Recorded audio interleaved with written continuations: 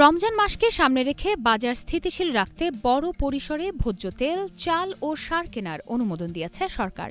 মঙ্গলবার সচিবালয়ে অনুষ্ঠিত সরকারি ক্রয় সংক্রান্ত উপদেষ্টা কমিটির বৈঠকে এসব প্রস্তাব অনুমোদন করা হয়। বৈঠকে সভাপতিত্ব করেন অর্থ উপদেষ্টা ড সালেউদ্দিন আহমেদ। বাণিজ্য মন্ত্রণালয়ের প্রস্তাব অনুযায়ী ট্রেডিং কর্পোরেশন অব বাংলাদেশ টিসিবির জন্য মোট 4,75,00,000 লিটার ভোজ্য তেল কেনা হবে। এর মধ্যে 1 কোটি লিটার রাইস ব্র্যান অয়েল এবং 3,75,00,000 লিটার সয়াবিন তেল। রাইস ব্র্যান অয়েল স্থানীয়ভাবে উন্মুক্ত দরপত্রে কেনা হবে। প্রতি লিটারের দাম নির্ধারণ করা হয়েছে 167 টাকা 90 পয়সা।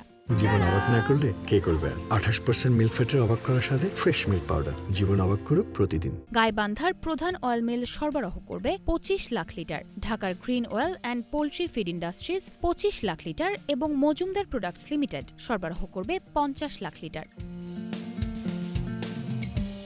সয়াবিন তেল আন্তর্জাতিকভাবে সরাসরি ক্রয় পদ্ধতিতে কেনা হবে। মালয়েশিয়ার Saint Millennium Trade 50 lakh litre soybean তেল সরবরাহ করবে, প্রতি লিটার 132 টাকা দরে। যুক্তরাষ্ট্রের নিউ জার্সির স্টুয়ার্ট ক্লোবানু গেরহার্ড সরবরাহ করবে 1,25,00,000 লিটার, প্রতি লিটার 132 টাকা 69 পয়সা দরে। নাইজেরিয়ার ভিক্ট ফার্ম অ্যান্ড এক্সপোর্ট লিমিটেড সরবরাহ করবে 2 কোটি লিটার সয়াবিন তেল, প্রতি লিটার 121 টাকা 32 পয়সা দরে।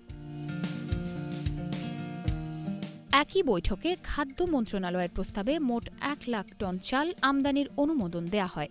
এর মধ্যে উন্মুক্ত দরপত্রে ভারতের এগ্রো ফুড প্রাইভেট লিমিটেড থেকে 50,000 টন নন বাসমতি সেদ্ধ চাল আমদানি করা হবে, প্রতি টন 355.77 মার্কিন ডলারে। বাকি 50,000 টন চাল সরকার টু সরকার চুক্তিতে পাকিস্তানের ট্রেডিং কর্পোরেশন অব পাকিস্তান থেকে কেনা হবে, প্রতি টন $395।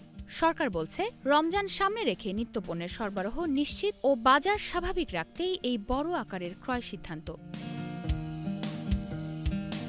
মাইশা মাহমুদ, নাগরিক প্রতিদিন।